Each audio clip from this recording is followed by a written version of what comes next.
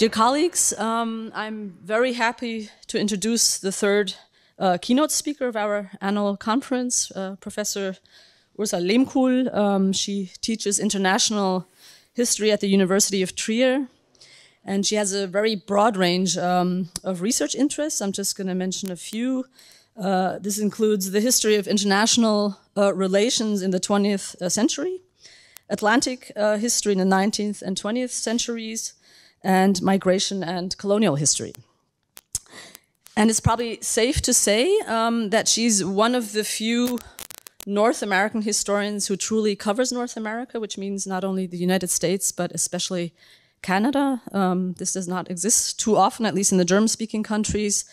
And accordingly, since 2013, she has been the spokesperson of the German-Canadian International Research Training Group, Diversity, Mediating Difference and Transcultural Spaces, which I think just ended, you just told me, right? This was a collaborative project together with Université de Montréal and Saarland University. I would just like to mention very few of her numerous publications. The 2019 co-edited volume, Translating Diversity, Concepts, Practices, and Politics. She also worked on the Länderbericht Kanada, which was published in 2018, and a co-edited volume, Provincializing the United States, Colonialism, Decolonization, and Post-Colonial Governance in a Transnational Perspective. In today's lecture, Ursula Lehmkuhl will examine the governance of social cohesion in Canada. That's why she's here, the word social cohesion. While Canadian equity legislation for a long time focused on reconciling the social tensions resulting from the differences between Canada's English and French identities, governing social cohesion became more complicated with the indigenous population, which experienced also a renaissance in the 1970s. The lecture will outline how Canada's triangular reality, characterized by the coexistence of First Peoples, Francophones, and Anglophones, how this reality influences Canada's equity policies. And we'll discuss the way that Canadian government copes with persisting structural inequalities and discrimination against disadvantaged groups in the labor market. I'm very much looking forward to this talk and also, of course, to our discussion afterwards, and the floor is yours.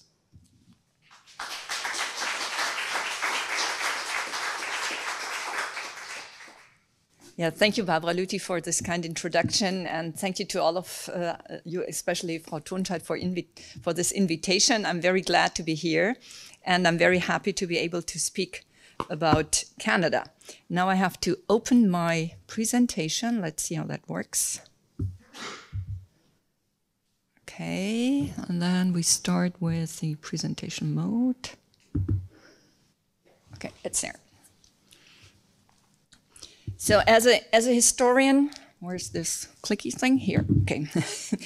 As a historian, I obviously need to start with giving you some historical facts about the foundations of ethnic pluralism in Canada. And Barbara Lüthi already mentioned some of them. So we have, first of all, two colonial founding nations, France and Britain, which led to the cleavages and conflicts in the realm of biculturalism and binationalism. We, in addition, have three groups of Aboriginal peoples, the First Nations, Inuit, and Métis, which until the 1990s were really forced to assimilate. I will talk about that. We have immigration since the 19th century, which develops over time from a focus on European immigration to Asian and Pacific immigration, added by immigration from Africa, with a policy focusing on equal coexistence, but also with a societal reaction where we see the racialization of visible minority groups. With regard to memory and memory politics, which is very important too when we discuss questions of social cohesion, we have to take into account the multiple layers of colonization, including the experience of settler colonialism. We have to take into account the Anglo-dominance when it comes to the self-identification of Canadian society. We have to cope with Quebec nationalism and separatism and its majority-minority paradigm that Quebec scholars and Quebec politics puts forward as a reaction to multiculturalism in the concept of interculturalism. And then we have to discuss the repercussions of the concept of reasonable accommodation, which is the core political principle of Canada's multiculturalism policy. I've tried to visualize this very complex setup, and I must say it's a very complicated visualization. You don't have to understand everything and read everything, but what is important for me is that what we see here with regard to Canadian policy is, let's see, does it work? Do you see? No, it doesn't work. So we see here a clash between immigration multiculturalism policy, which focuses, or which is based on this idea of a cultural mosaic and focuses on ethno-equality, and the settler colonial way of dealing with the Aboriginal population, which is the contrary to everything that we connect with multiculturalism policy, which is really focusing on forced assimilation.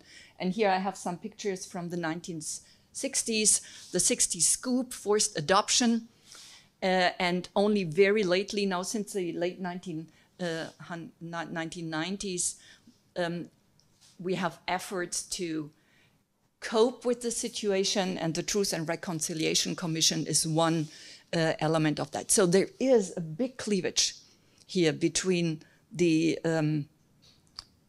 policy of multiculturalism focusing on ethnic plurality and the policy of dealing with the Aboriginal population, which is just the contrary of that. In the literature, or the literature on Canadian ethnic racial plurality talks about a sort of Canadian exceptionalism. And the exceptionalism stems from the regional plurality. So we have, for one, the multinational character and population diversity. I've talked about that. Linguistic, cultural duality, a large French ethno-linguistic population, the Aboriginal population, high immigration. But we also have regional tensions and a failure of national policy to really effectively represent regional interest. So what is interesting here is that space is coming into, and territory is coming into the policies dealing with social cohesion. And also with policies trying to set up something like an identity politics in Canada. We have unique and general challenges to Canada's social cohesion. The unique ones I've already talked about.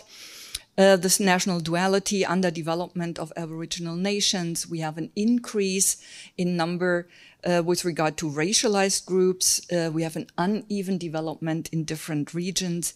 And we have the dominance of Anglo-Canadian identity, which is sort of, it becomes even more complicated because of the high segmentation of Canada's society. We have general challenges that add to this, that we also find in other nations. And this high social segmentation stands in stark contrast to a high social mobility in the society, which is another factor that I think is really interesting to note here.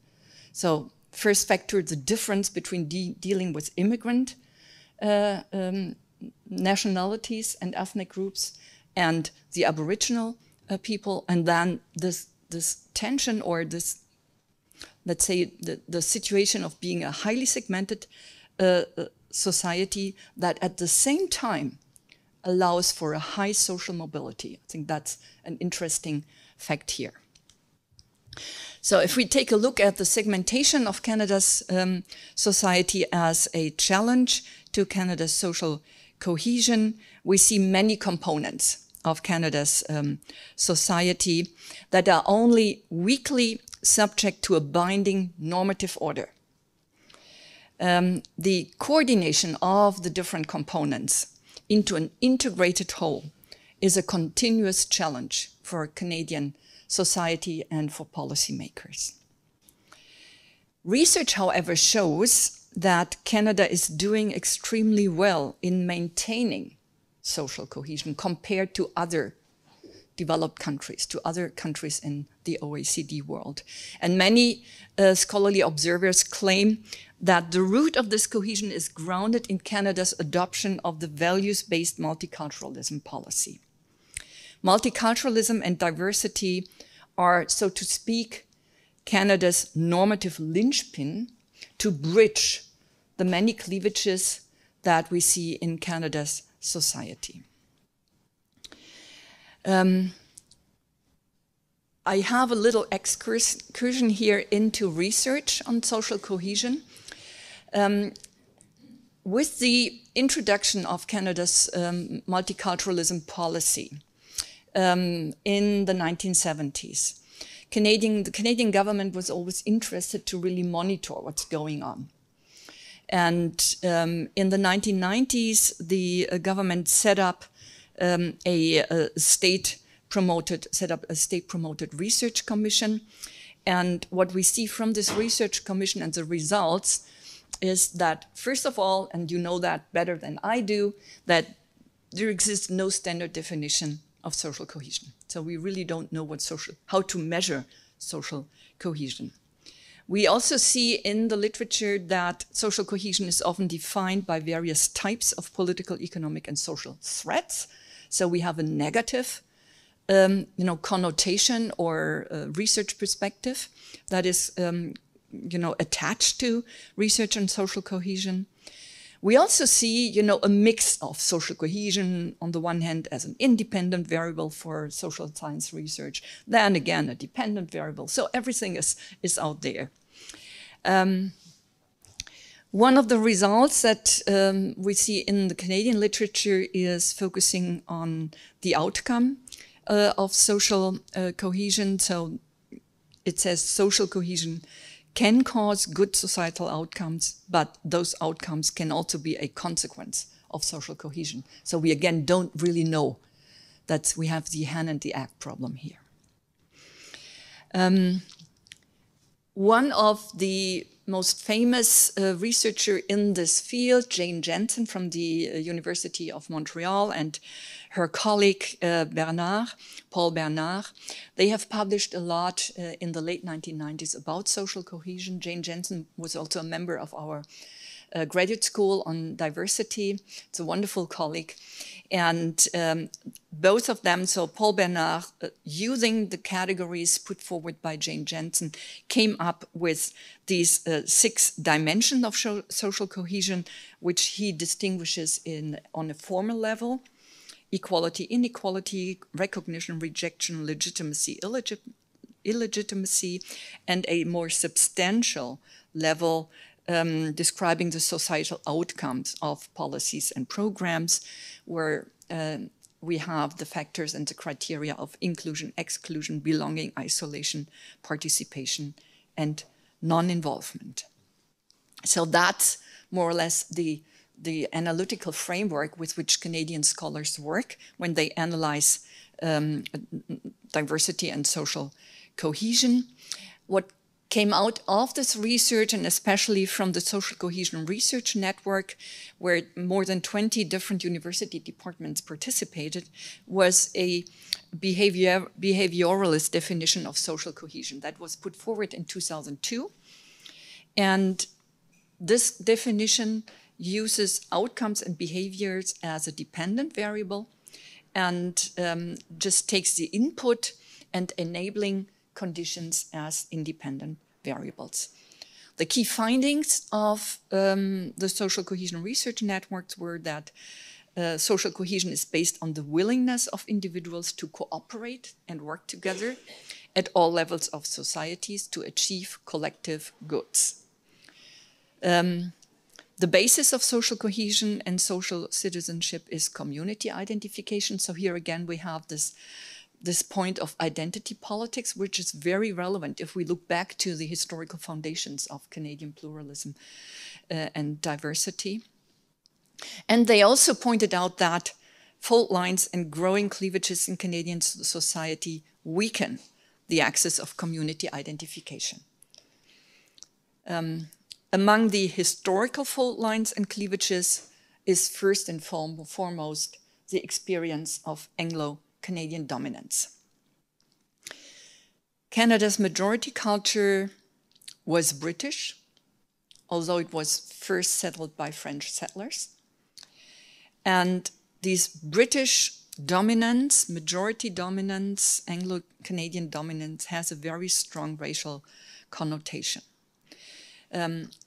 Until the 1960s, English Canadian dominated the Canadian economy and the political system, and Canada's immigration policy really focused on Western and Northwestern European immigration in order to sort of add to this ideal of white Anglo-Saxon Protestant, so British identity.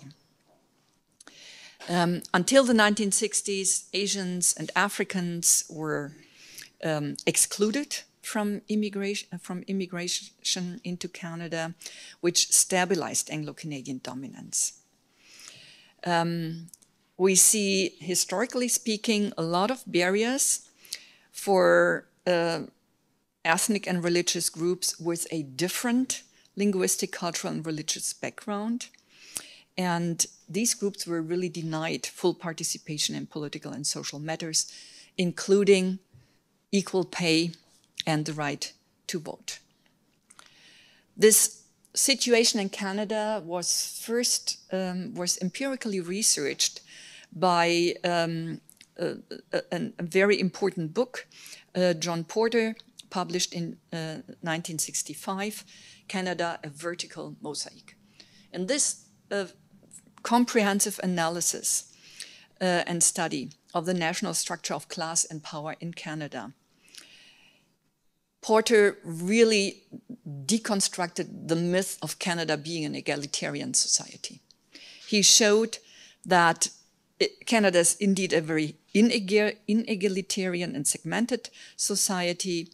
The members of the British Charter Group are overrepresented, or were overrepresented, and I guess still are, at the top levels of the occupational and reward structures of Canadian society. Anglophones enjoy a much higher mobility opportunity than Francophones, and also other ethnic and racial groups.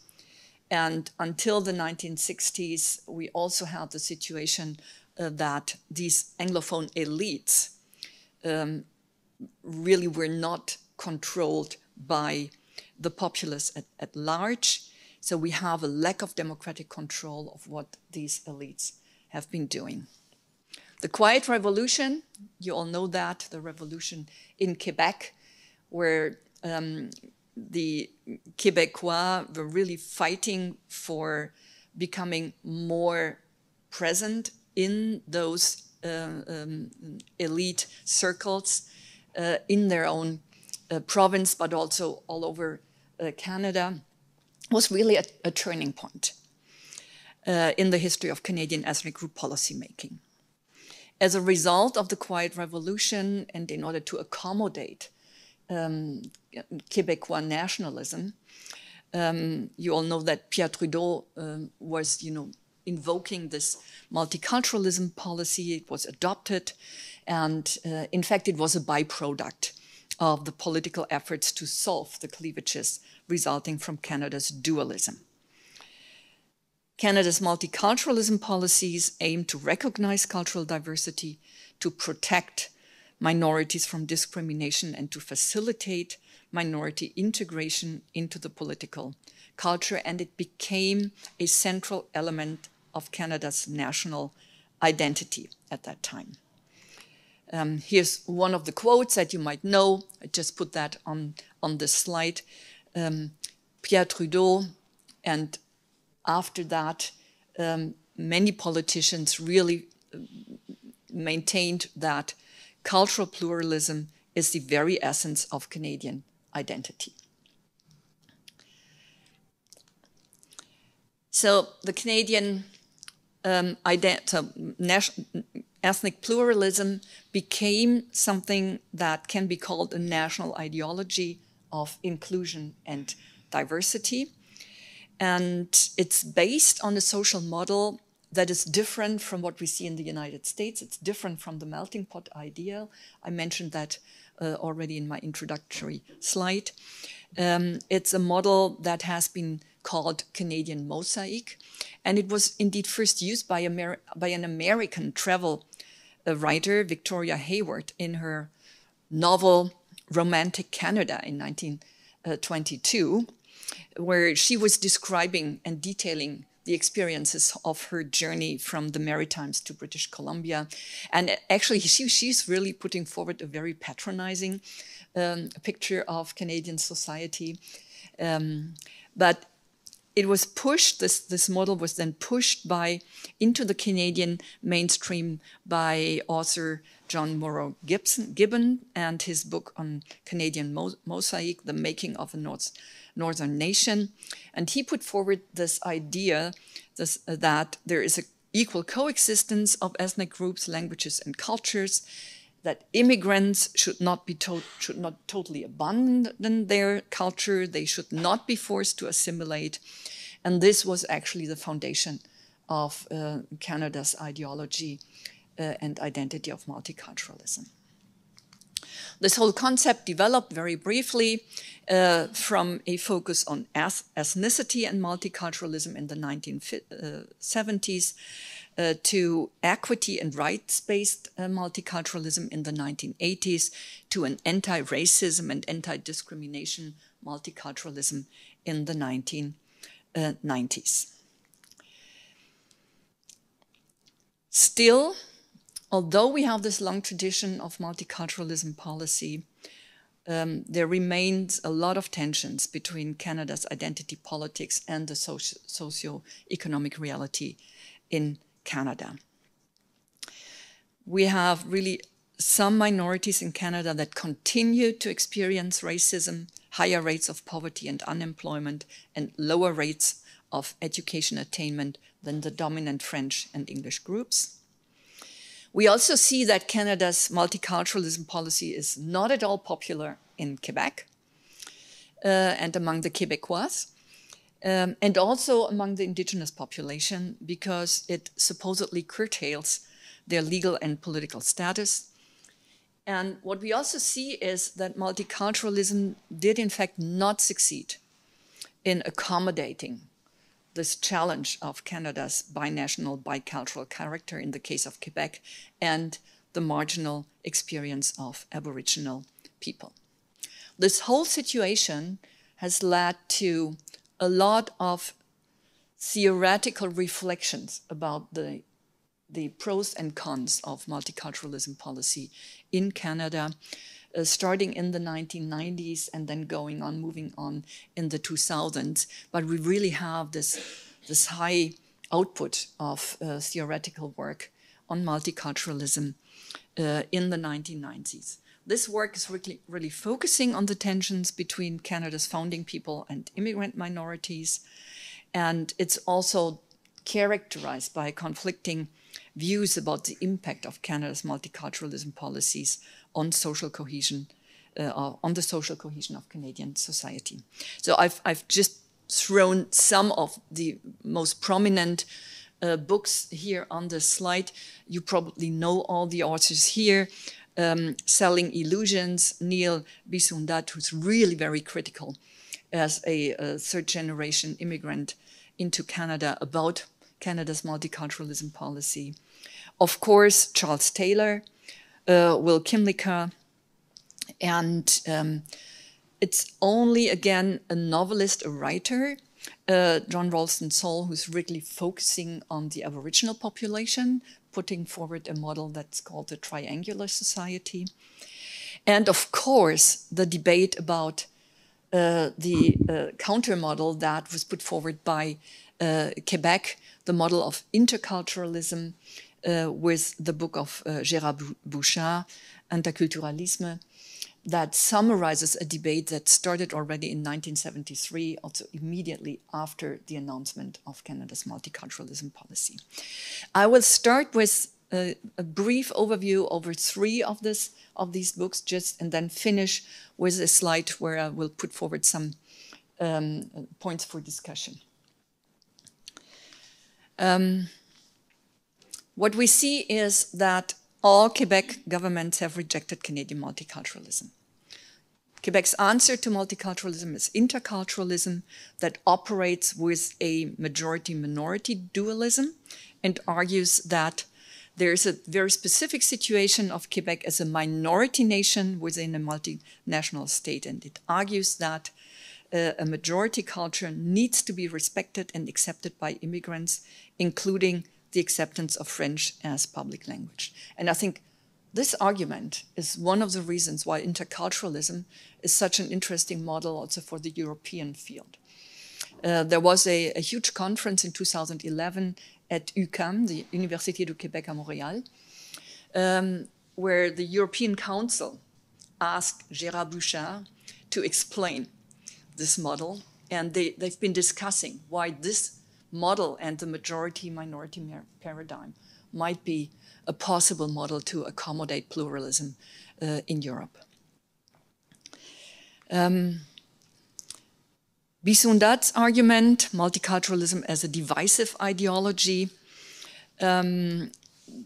is focusing on or argues that multiculturalism beholds an essentialistic view and supports a folkloristic way of dealing with ethnic pluralism. It encourages exoticism and highlights the differences that divide Canadians rather than the similarities that unite them. So here again, a very brief summary. Canada's triangular reality goes beyond the narrative of Canada's duality and argues that Canada is more complex than this binational and bicultural reality.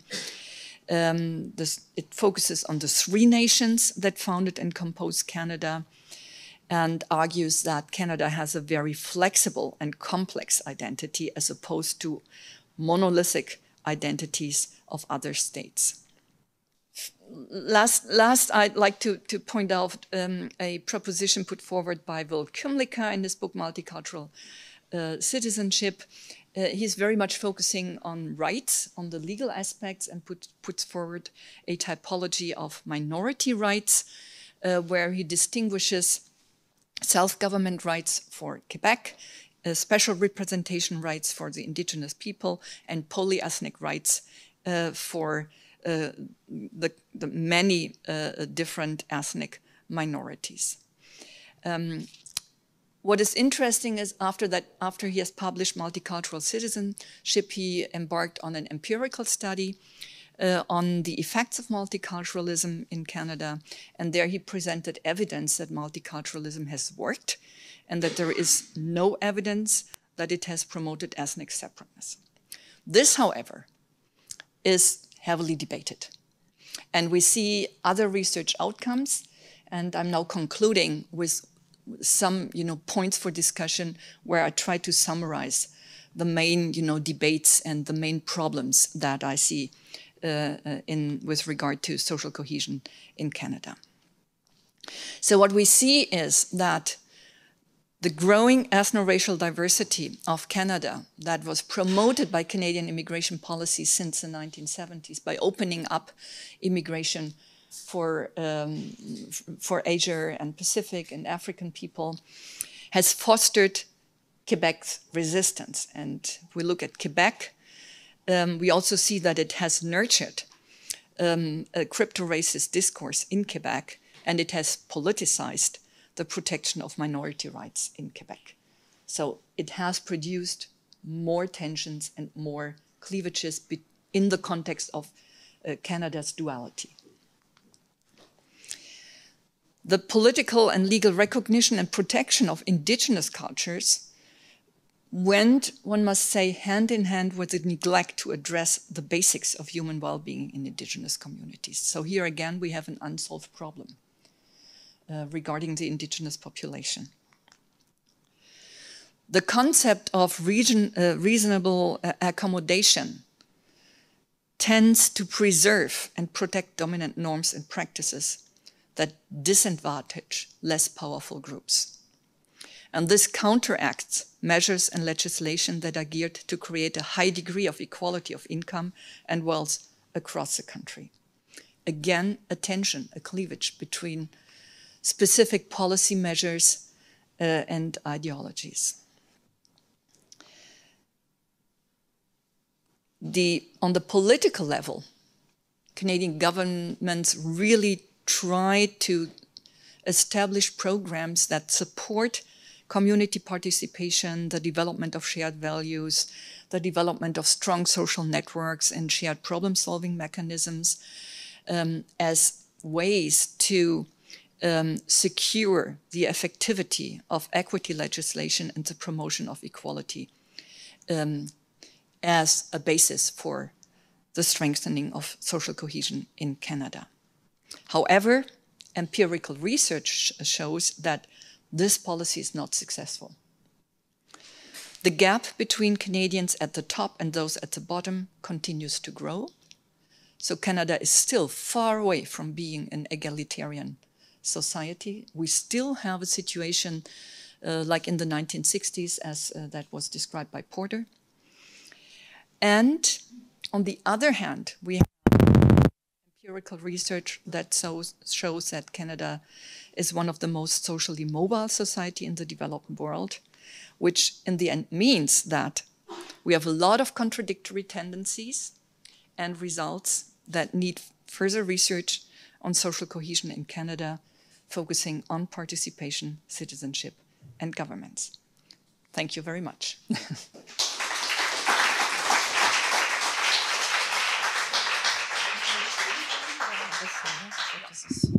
Okay. Ich glaube, wir können das mal schnell aufmachen. I think. Genau, geht das hier? Ah ja, genau, vielleicht können Sie das mal. Thank you very much, Ursula Lehmkuhl, for this wonderful, first of all, in-depth insight into Canadian history. I think it was a crash course for most of us, probably. And of course, also showing how complex social cohesion is. I'm happy you said it's not easy to define. I think that's what we're struggling with here. Yes. But also showing how many factors actually play into it. I think we'll open the floor right away for questions, inputs. Therese, wonderful. Maybe, exactly, shall we pass around the... She's, I can give you mine maybe? Or here, I'll just give you this here. Meanwhile, you can talk. I can also talk loudly. Okay, thank you. Thank you so much, Professor Lehmkuhl, for this presentation. This was really very interesting, and I took tons of notes and probably would like to see your PowerPoint if that's possible later, because it was very, very interesting. I have two questions. The first has to do with Quebec nationalism, which is kind of on the rise in the last 10 years, and especially, as you mentioned, more vis-a-vis these multiculturalist debates, which make people upset in the Quebecois context, as opposed to the idea of being a minority population within greater Anglophone Canada. So why do you think this debate over reasonable accommodations has grown so fierce in the last maybe 10 years? Why the rise of the CAQ and the Bloc Québécois in the last this recent time? And I also wanted to ask, you said something about reasonable accommodations imposing a majority way of life on citizens to the disadvantage of minority groups. And I wanted to know just what did you mean by that, insofar as reasonable accommodations are meant to accommodate minority groups? Is it just too much? Is it tokenism? What's the problem as far as you're concerned? So thank you very much. Yeah. Is this working? Yeah. I will start with the last point, question, because that's easier to, or that's quicker to answer. Reasonable accommodation gives a lot of leverage to the labor market or to companies, but also to policy institutions and so to interpret what is reasonable. So how far can we go? It's not affirmative action, but it's led to the interpretation, for example, of human resources of a company. How far can I go with regard to letting go with wearing a scarf, with wearing religious symbols, with respecting the Shabbat, and accommodating the needs for the Jews to have a free day on Friday or whatever. And as soon as they can say that this is not good for the development of a company, they can just, keep to the old norms. And that's a problem with reasonable accommodation, because it's not defined where the limits are. There are no red lines, but it's really left to those deciding about hiring, about accommodating ethnic diversity in an organizational structure. Quebec. What we've seen is that really after the Quiet Revolution of the 1960s, Quebec was not very satisfied with the development of the province in the 1970s under the rule of multiculturalism, which led in the 1980s and 1990s to the development of a Quebecois nationalism and separatism with the Bloc Québécois, and two referendums for really becoming, a separate nation. The last one in 1996. If we look at today, we see that the Bloc Québécois is no longer that strong, but we have more conservative forces and structures in Quebec that focus on discussions of values. So it's no longer about nationalism and separatism, but about the discussion of what are Quebec values and how do they distinguish themselves from the rest of Canada.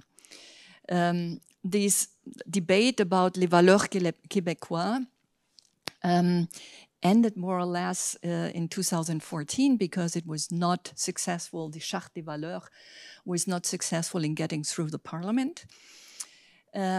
But it is important to see that the question of how to deal with visible signs of religious and ethnic and racial difference in Quebec is still very prominent, and we have a lot of more conservative groups that are bandwagoning on this debate and are trying to again sort of continue and strengthen the old normative system.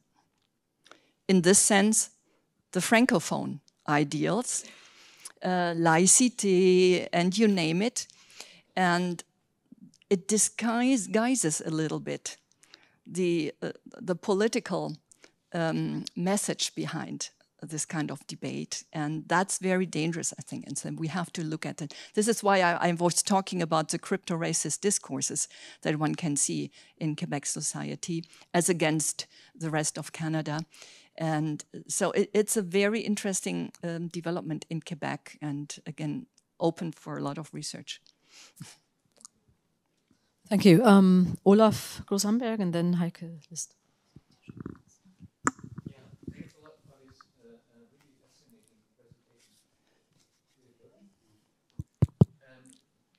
My question refers to, on the one hand, or tries to connect the issue of measurement of social cohesion with the fact that well, with the question also to, I mean, in a country where there is such a diversity, is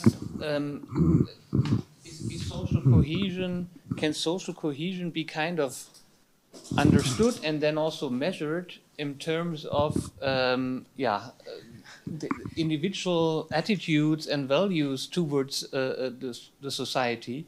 In particular, if you have minority groups or if you have so many different groups, I think then what's important is the relation between the groups, and the strange fact that this kind of multiculturalism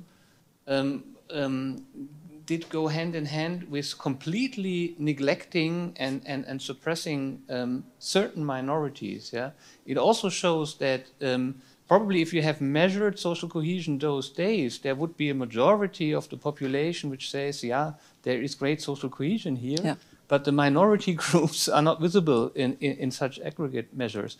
So my main question is, how are group relations kind of incorporated into the idea of social cohesion within Canada? Yeah.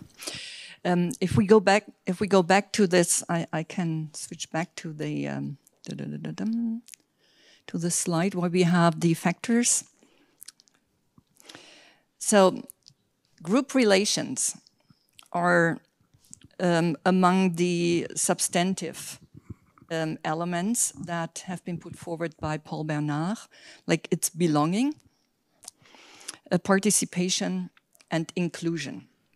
And these are all factors that can be measured against, you know, the opposite factors: exclusion, isolation, and non-involvement.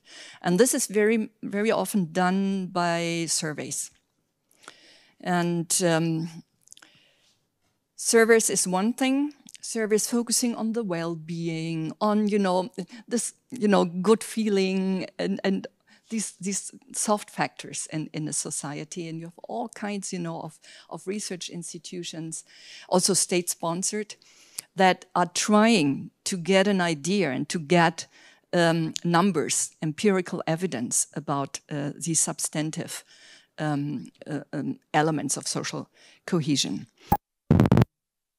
We also have a lot of research focusing on the formal elements, the equity in pay and gender and inclusion. There's my colleague Tanya Saba, also from the University of Montreal, who has a huge research chair doing this kind of empirical research in the labor market, in concrete companies, trying to get numbers at how companies deal with the EDI factors. And her research is really to be recommended. It's wonderful research on the empirical level. But the substantive research is really much more difficult because we have these soft factors. A third source are the census data. If we go into the census, the Canadian census, and Statistics Canada is doing a lot of research into all kinds of things. So if you are interested in getting numbers, go on to statisticscanada.gov and you find all kinds of things. And here what we see in one of the more recent censuses is that the self-identification of the majority of Canada when it comes to ethnic origin is British, with more than 50% who identify with the Anglo, let's say, origin. And that is, if you take this number, I think is really difficult because the other 50% are small parcels. I have some slides, some back slides here I can show you.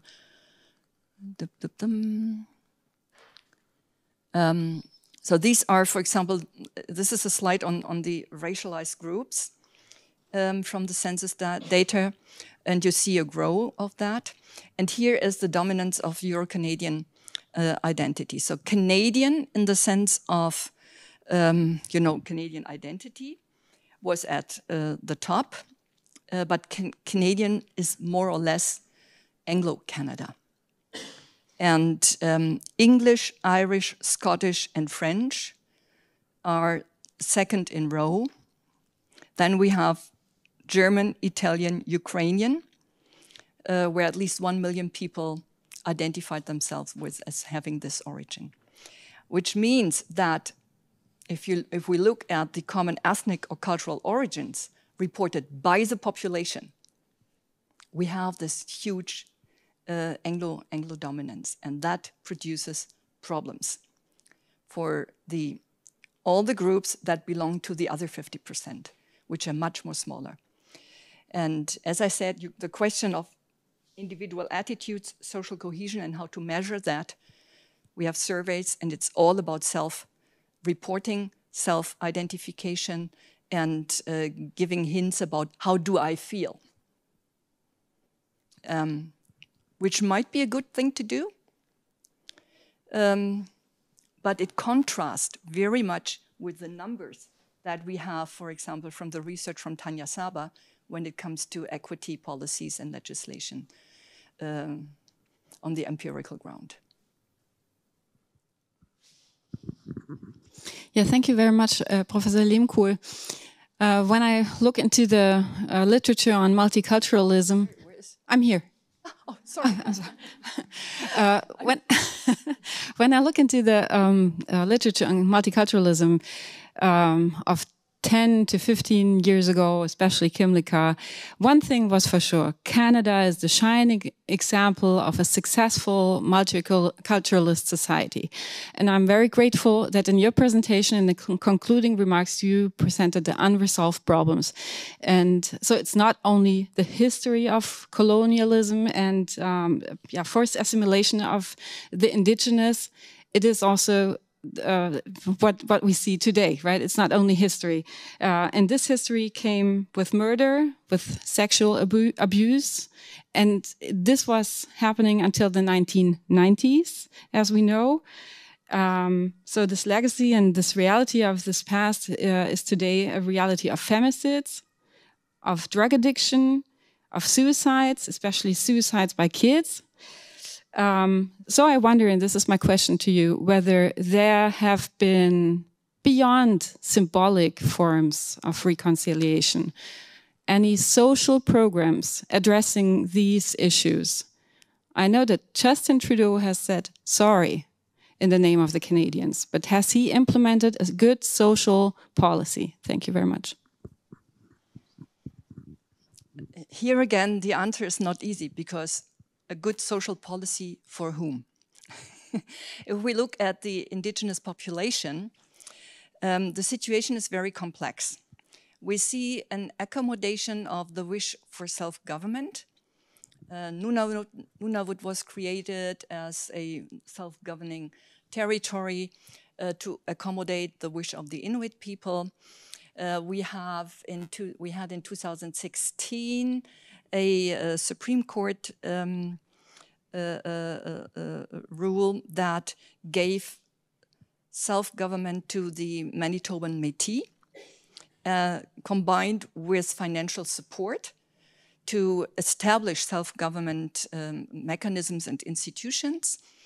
That was a follow-up of the 2013 rule of the Canadian Supreme Court, recognizing that the whole territory of Winnipeg, that in the 19th century was the homeland of Canada's Métis people, so the Red River Colony and so forth, indeed still belongs to the Métis, because the Canadian government in the 1880s was not acting according to the honor of the crown, according to law, according to what the government had promised Louis Riel in the constitution of the province of Manitoba with regard to the recompensation of the loss of territory. This is interesting to see. So we have on this level a recognition of self-government.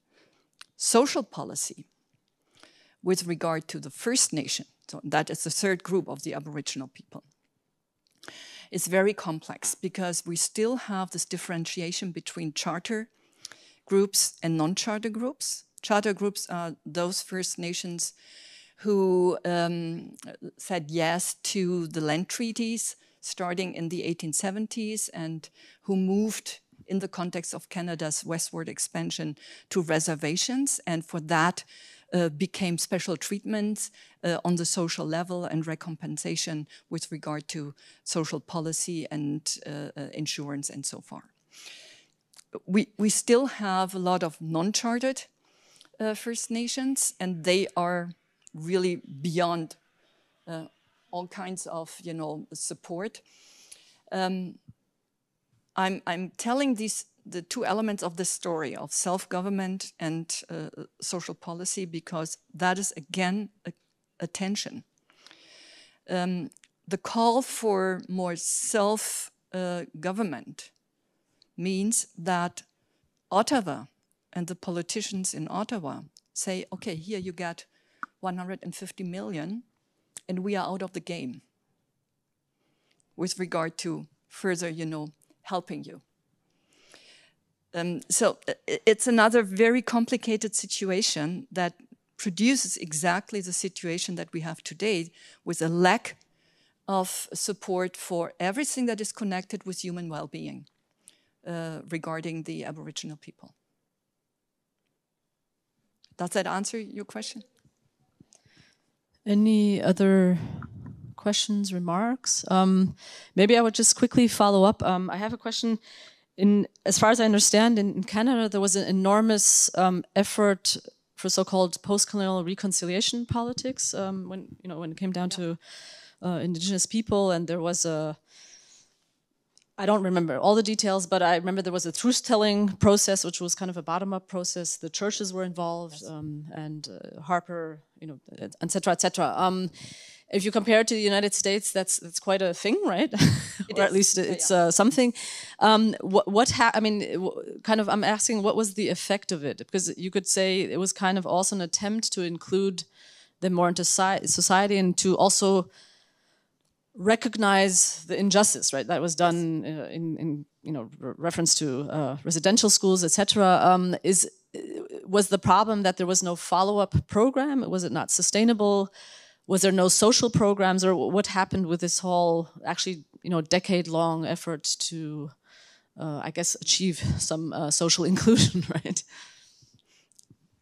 I was just looking because I think I had a back chart on the Truth and Reconciliation Commission, but it's not there. So the Truth and Reconciliation Commission, like many other commissions, like the Royal Commission on Biculturalism and Bilingualism, etc., was established by the government in order to analyze, first of all, to study the situation and to promote discussion and discourse. And on that level, it was quite successful. It was combined with other political measures on the more symbolic level, for example. Human rights emerged as a very important issue on the political agenda, and it was also translated into practical action. For example, the building of the Human Rights Museum in Winnipeg, right at the confluence of the Red and Assiniboine River, the Forks, where the headquarters of Louis Riel and his Métis government were situated, focusing on issues of human rights violation.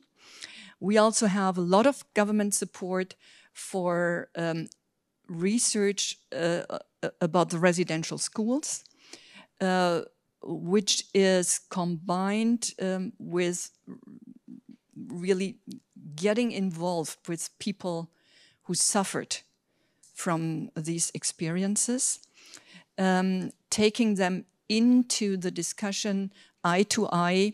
So there is a lot of let's say, again, soft actions going on to cope with the results of this,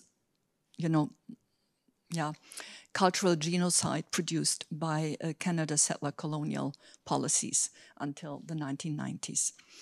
I'm underlining the symbolic and the communicative aspects here, which I think are important to really talk about the issues, not only to have, you know, this lukewarm statement of Harper, one, right, and Trudeau that did the same thing, but, you know, we have on the level below that a lot of things going on the university level.